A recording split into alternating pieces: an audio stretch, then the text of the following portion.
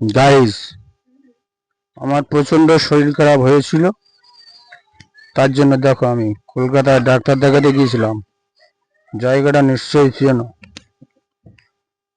কলকাতা পিজিতে গিয়েছিলাম।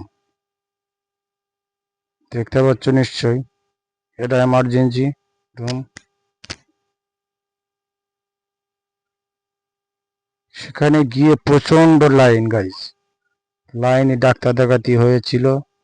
3-4টে জায়গায় আমার লাইন দিতে হয়েছিল। পাশে আমার পাগলা গিয়েছিল, এই যে একটা কাউন্টার। তারপরে এখান থেকে যেতে হয়েছিল, গিয়ে ওখানে বসে বসে বসে বসে লাইনে নাম ডাকা হয়েছিল।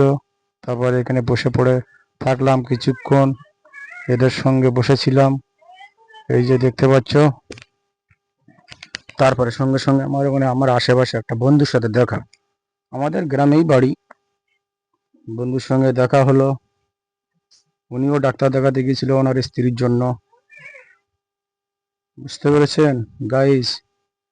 আর এই যে এইখানেই যেতে হবে, এখান থেকে লাইন দিয়ে সবাইকে নাম ডাকা হচ্ছে। এক এক করে আমাকে ডাকলো, আমি ভিতরে গেলাম। এবারে এখানে আমাকে কি পরিস্থিতি নাই দেখি।